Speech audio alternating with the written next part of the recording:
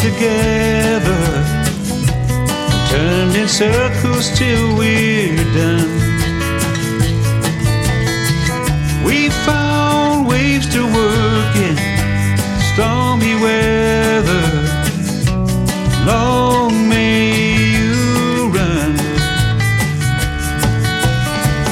Long may you run. Long may you run. Welcome back, everyone, to the third clip in the Banda de Hermanos, which incidentally, I ought to reveal at some point, means Band of Brothers, I think, in Spanish, when I looked it up. And it's an allusion to the three of us.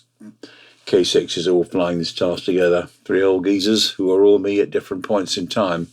So just to recap, this is the 138K task in the English Lake District, taking off from a place called Latrig, which is below a well-known peak called Skiddaw, and near to Bassenthwaite Lake, not far from Keswick and Derwentwater.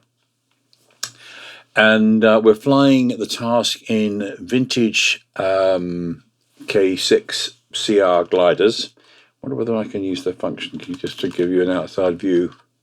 No, doesn't want to work in replay. Okay, that's fine. But as we look around, you can get the idea of the glider. It's a kind of a wooden fuselage glider. I think it won the World Championships, maybe around 1960 thereabouts.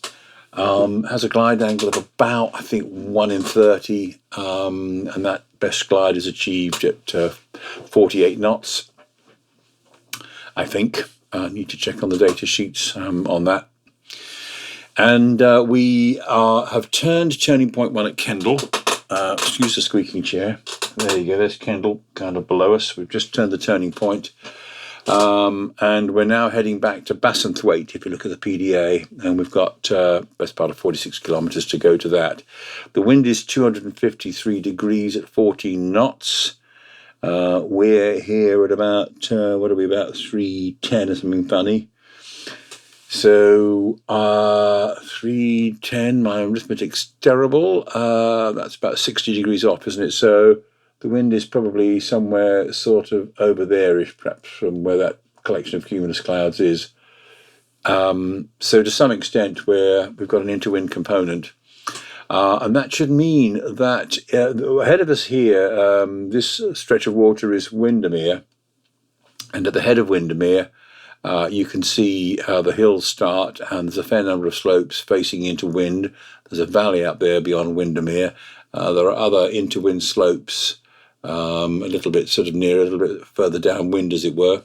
But I think we'd like to try and get as far upwind as we can. We're at about 5,000 feet above sea level, but of course the terrain will rise as well. The two other gliders, the Ghost 1, which was the flight I did in April 2021, and Ghost 2, which is the flight I did a day before I did this flight we're flying now, and we'll find out why I needed to fly it so close together again before too long. They're over that way a bit. I think it's because they didn't gain as much height when they approached the turning point at Kendal, so they came out of the turning point rather lower and didn't have the same opportunity that I might have to get onto the more upwind slopes on the task, because although the heading shows we should go in this direction, that of course takes into account what we need to do, allowing for the wind drifting us to the right. And where we actually need to go is probably more in our 1 o'clock position over there. The thing with this task is that we've got thermals as well. The thermals are set to, I think, average strength and variable. So some of the clouds will work better than others, and the lift under some of them will be more even than the lift under others.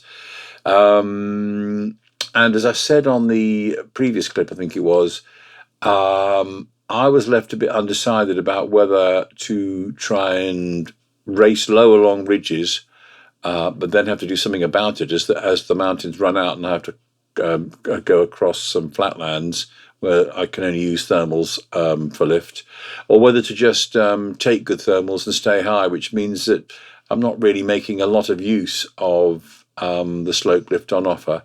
But on the other hand, I'd probably stay a bit safer, if rather slower, probably. So anyway, that's the upside and the downside and the pros and cons of all the various things. I wasn't thinking too deeply about trying to be a hotshot on these flights. As ever, I'm out to enjoy myself and hopefully get round the task rather than landing out, which is always a bit depressing, especially if you've gone a long way into the task and then you land out. And the other thing about a glider like the K6 is, it doesn't have a huge glide angle. I mean, unlike the Duodiscus that I've been flying on all the previous clips, that has a glide angle of something like 1 in 46 or something, I think it is. This plane has a glide angle of about 1 in 30, and it does its best glide at a slower speed as well. You can't carry water ballast in this glider. There's no option for anything like that either. So it's not as though you can use ridges to store the same amount of energy, which you then turn back into height when you come off the ridges. You have to kind of use much more of what's there, and you can't carry so much of that energy with you beyond where you are at the time. So that kind of tends to shape it. And I like thermal soaring. And actually, one of the reasons for doing this whole flight was, like all the other clips, they were done originally just for a couple of mates who were into gliders, who wanted to sort of see some of the stuff I was up to. But I wasn't really doing them to try and, show the best of competitive gliding or anything like that. So I think with that, we will just crack on. Oh, yes, sorry, I should have added the point about this was that one of my friends in particular said he'd love to see a video that involved more thermal flying rather than just the mountain and ridge flying I'd been doing on the other video clips. So that has also encouraged me to do this clip and to fly the task in thermal mode rather than getting too involved with bridges. So that's more than enough for preamble. Let's press the P button and get this party started. Right, here we go. So we're flying away here. We seem to be flying at 65 to 70 knots, which on this glider means we're going down at 3.5 knots. If we were in a Duodiscus doing this, you'd probably be going down at about 1.5 knots. Our two ghosts are off to the right. And we seem to be fairly level pegging with them, really, don't we? You could argue I'm in a slightly more advantageous position because I have more options to get onto the interwind slopes if it comes to that. But let's see what I actually do because,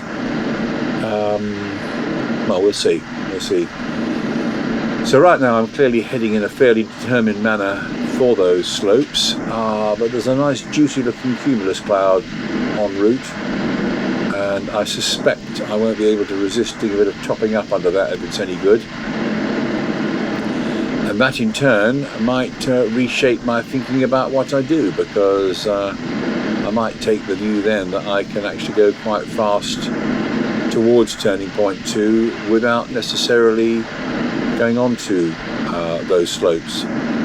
Because after all, if I do start thinking about using slope lift, the implication is that I will be letting the glider get lower, so it's actually in the influence of the slope lift, and that will mean when I come out of this collection of hills, stroke mountains, I will be faced with an area of flatlands to cross before I can reconnect with some more hills as I make my way to turning point 2, and that can carry its own penalty.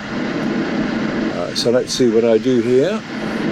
See what our mates are doing over there. They seem to be kind of, I can only guess that they're thermaling over there under that juicy looking cumulus cloud because they need the height. Because yes, they didn't come out of turning point 1 particularly high.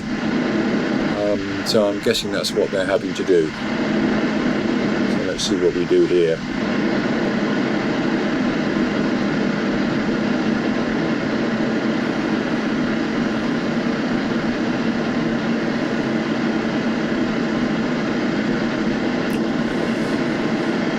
This cumulus looks quite healthy, not too decayed, so hopefully it's marking quite a good active thermal.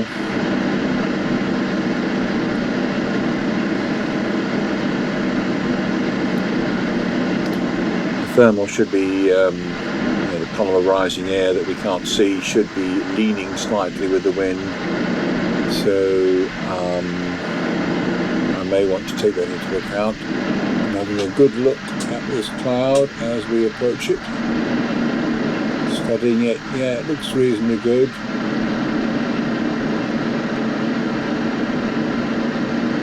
Condor gives you an indication of whether the cloud is good or not. If it's starting to decay, it has a kind of a bit of a blotchy look on the underneath as it starts to sort of fragment and break up. This one's got a bit of that going on, but not too much. What I'm not quite sure about is whether little bits like that little, tuft of cloud, that little puff of cloud, whether it is actually another thermal that's forming and feeding into it. So I'm not quite sure about that. Anyway, we seem to be entering the lift. Will I turn to the right or will I turn to the left? Yeah, my preference for turning right, especially in the K6, as I explained at the very beginning, and it probably wasn't the best way to turn in terms of the thermal, but there you go. I'm not the smartest of pilots. But as I explained in the first clip before we took off, I used to have a share in one of these gliders, and that air brake lever on the left, by the time you've got your leg, your thigh there as well, it can kind of limit your ability to move the stick over to the left, which can be a bit of a nuisance when you're trying to thermal to the left, because when you actually want to sort of try and get the plane to bank in harder to a turn, you sort of suddenly find you haven't got any more aileron movement to do it with. So that's a bit tedious. And it's distracting. It tends to cause you to use rudder and stick in a slightly uncoordinated manner because the stick is always threatening to get stopped by your leg. Well, this isn't particularly good. Wasting it. I've got to get centered better, or accept it's not a very good thermal and give it up. Because all I'm doing here is getting drifted back. So come on, make your mind up, matey. Yeah, I think I have. I think I've decided to move on. But I think I've now decided to move on. What are we going to do? I've looked at that cumulus there. Have I decided it's a bit too far off? There's a smaller one that's further away there. Let's see what we do. I'm not going to try and double guess what I did.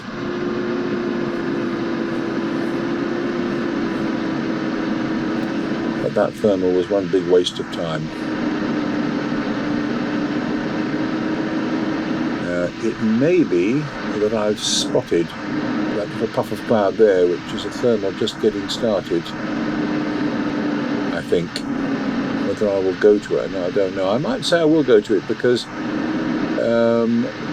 to some extent I will get drifted back on track if I go for a thermal there, because it's kind of into wind. I seem to be ignoring it at the moment. So I decided it was a bit too far away and I didn't need to be doing that at this point.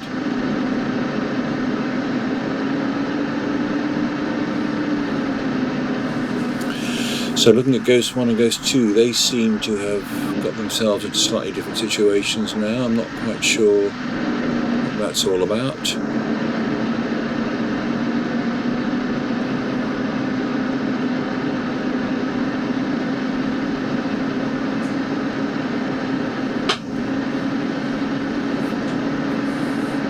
I'm not quite sure what I'm thinking here. I've clearly decided I'm not going to go for those windward hills. I don't quite know why, actually. I don't quite know why I made this decision. It's a slightly odd one, but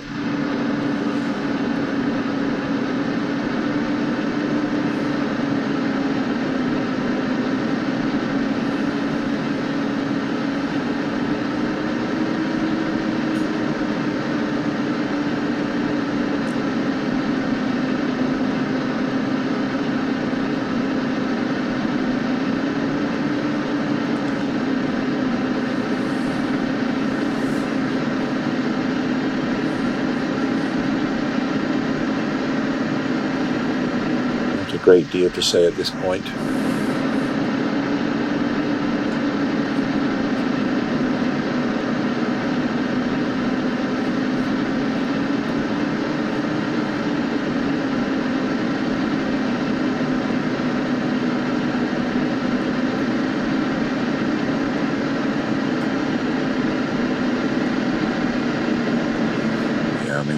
what I've done here is a bit silly, really. I think I would have done much better to push on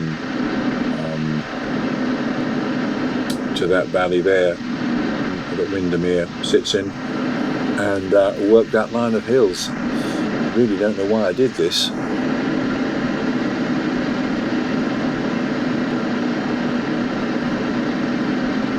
Because there's a good healthy collection of cumulus on track there. I need to be going that way a little bit anyway. So yeah, I think this is basically not a particularly good decision. Having said that, I seem to have bumped into quite a good thermal, so that's... So I've decided to circle to the left. Oh well. Get that speed back a bit.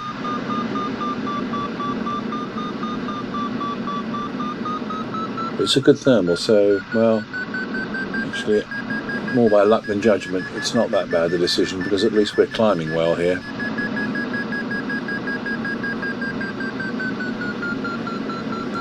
I mean, this is an indication of how when you set variability in the thermals in Condor 2, there is a big difference between when you bump into a corker and when you bump into something to the average. You've really got to sort of say to yourself, it's not necessarily my flying that's causing this problem.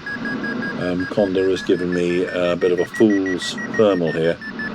And I think it's to help to encourage you to the idea that, don't hang around, assess it quickly, and if it doesn't feel like a good one, unless you really have to, unless you have no choice, and that will often be the case, especially in a glider like this that can't cross acres of sky to get to the next thermal without losing a lot of height, but basically make a decision about whether you're staying in this thermal or whether you're moving on.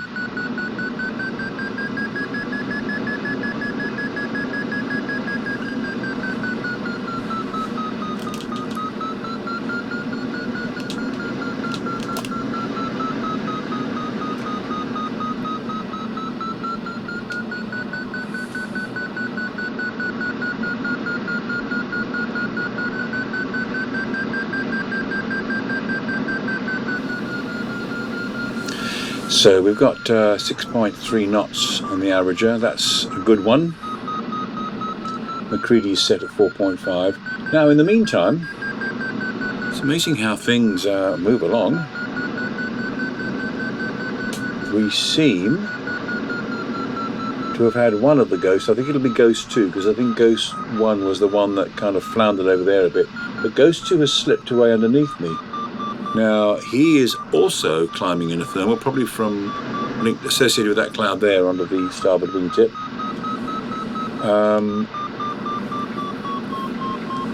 And he has a slightly better option now, doesn't he, as well, in terms of being by some windward slopes.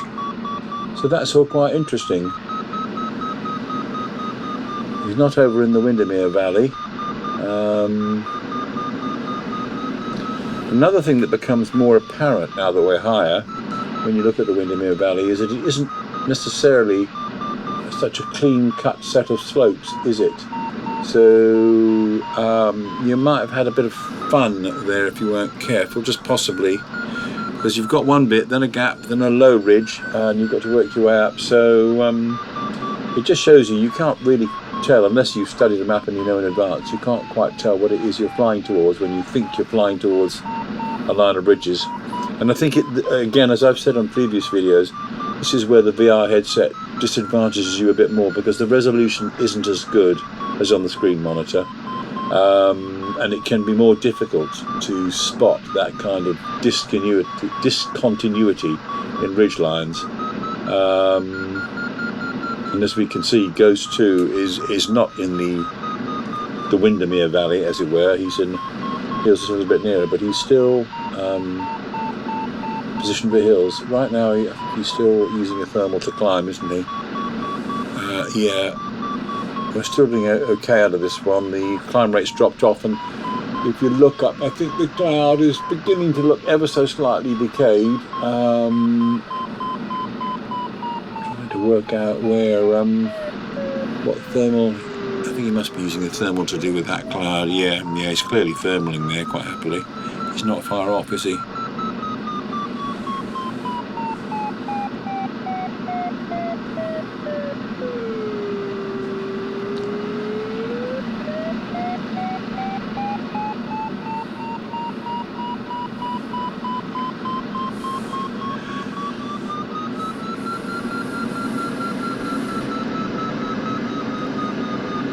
So we're deciding to push on, probably to that next thermal, because we've probably decided that this cloud is starting to go a little bit weak, and that one looks incredibly juicy.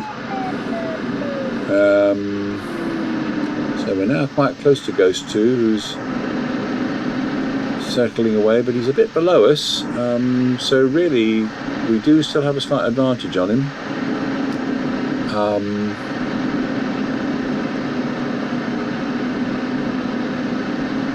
So decided to do. It's as though he's straightened up.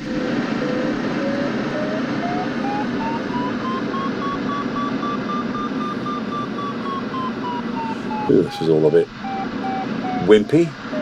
That whole turning decision there. I wonder what we're thinking here. Straighten up, going further, see if it's any good. If not, just give it up, crack on. Something right up there. No.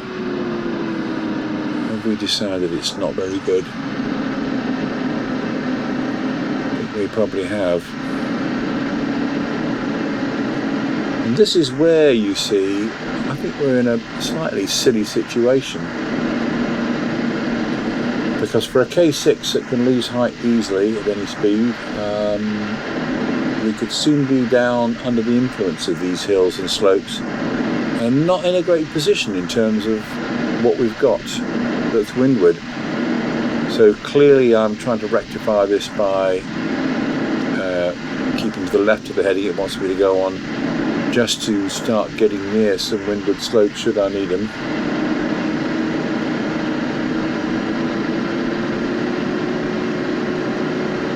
And also because in the direction I'm heading there are 3 nice cumulus clouds all lined up. So between all of that lot I should be okay.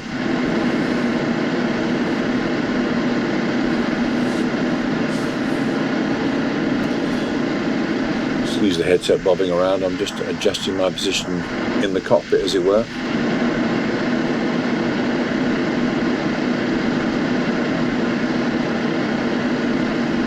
So we're really quite involved with Ghost 2 here, who's a bit ahead of us but rather lower.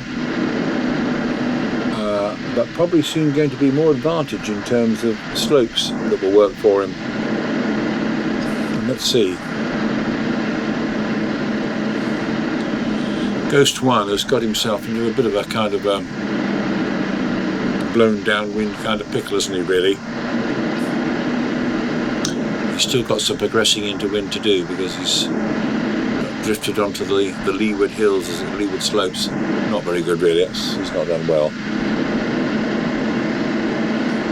Although at the time I think I was quite pleased with myself because in the end I got round the task, which was a task I considered quite challenging for a K6 after flying around in glass fibre gliders.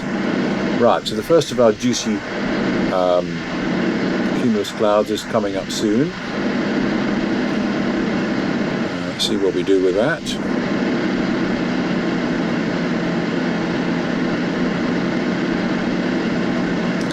And at about 1 o'clock you can see over towards Latrig and Bassenthwaite Lake and Skiddaw and stuff. You can see there's a kind of a bit of a plain, a bit of flatlands between the hills we're in now and Skiddaw and the hills over that way. And that's the bit we've got to cross till we can get into the influence of those hills and run along them towards turning point 2. So what's our old Ghost 2 doing now here? Right, so very close to Ghost 2 now. There's really nothing in it, is there? So is he? Yeah, he's thermaling. I'm thermaling. I'm higher than him. Looks like a good thermal.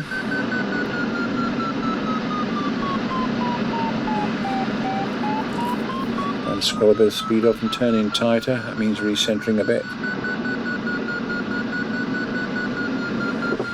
But it's a good thermal.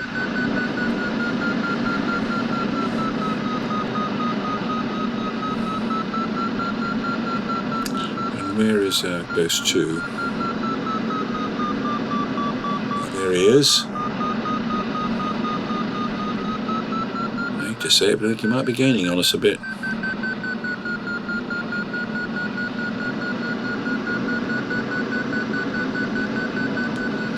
4.6 on the averager.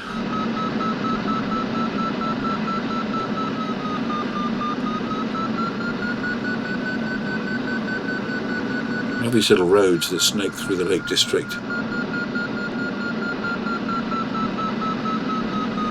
What's he doing there? He seems to have decided not to stick with it. Now that's interesting. I wonder why that is. It's a pretty good climb rate. We're over 5 knots on the averager now. I wonder whether he thinks he's got enough to be cracking on to a slope. Keep an eye on him as we circle.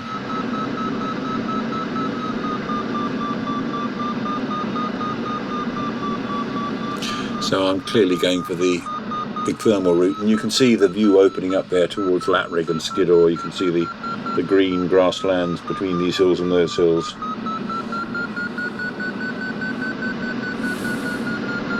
Meanwhile, Ghost 2 has decided to crack on. He must have found that he's in reasonable air because of the wind blowing on those slopes, and he's just going to take his chances and move on. But we will have height on him, so to some extent you could say it swings and roundabouts when we come out of this, and we're on a good climb rate. I mean, 5.4 knots on the averager is 5.5, well worth sticking with. As I say, it's not as though a glider like this can whiz along those ridges at high speed, hoovering up the lift that's available. So you could easily fall off the end of that ridge, sort of there towards Latrig and Bassenthwaite Lake, and then find that you've still got to do something about a thermal climb. So let's see how we go. It's quite funny when you're not actually sitting in a real cockpit, because you can sort of move around in the chair and you suddenly think, oh, I'm sitting in the cockpit all to one side. That's a bit odd.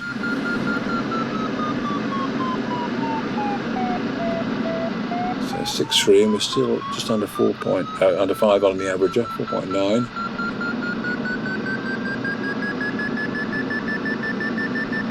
Am I deciding to straighten up even though it's as good as this? Seem to be for some reason. Perhaps I'm feeling the pressure from Ghost 2 and thinking I don't need more than this to crack on now, try and catch him up, get to those hills over beyond Latrig, and go racing along to turning point 2 at Bassenthwaite. Yeah, I've obviously decided to do that. And I've got a juicy cumulus on the way as well, haven't I? So I'll pull up on that if I need to. But I've still got to be a bit mindful that I'm in the lead of these hills, really. So if I start getting too low, you know, the sink rate's going to get worse than it is at the moment. But at the moment, the sink rate, why, for some reason, it's only 2.5 knots at 75 knots. That's a bit remarkable, really. So we must be in some kind of favourable influence. Anyway, I'm clearly going for it. I look like I've got plenty of height to do it. But let's wait and see. In the K6, you never know. And I seem to recall, I think this might be Helvellyn at about 11 o'clock. And I think Ghost 2 is about to find that whether it's through a combination of that cumulus there or some other cumulus, or just Helvellyn itself, but I think he throws some S-turns in here and gets himself onto a safe glide for the hills beyond Latrig. I don't think he's quite on that at the moment. And unfortunately I haven't set my PDA to show the map, so I can't quite see his position relative to us. You've got to put him a bit ahead of us, really, haven't you, I think? But we're catching him up all the time. But obviously distance to him is no guide, because that's just the distance across the sky, not necessarily the distance he is ahead of us on track. So here, I think, is where he starts to do a bit of S-turning to get some height, because he's a bit concerned about his height at this point. And if you actually look at the position of Latrig and the hills beyond relative to the nose, You can see that more or less at this speed and things, we're not heading to get there at any great height.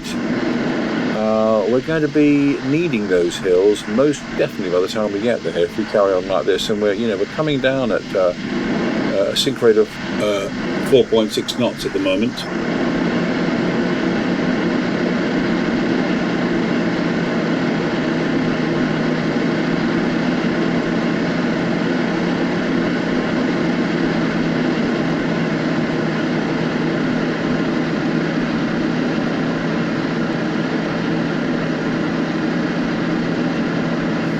Oh, okay, that's the end of this clip. So we must be more or less neck and neck with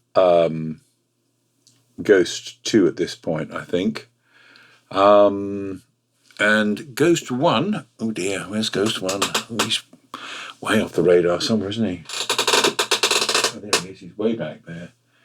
He's in a bad position. He's about 7, nearly 8 kilometres behind me, and he's got it all to do. Meanwhile, Ghost 2 is heading very nicely towards the second turning point.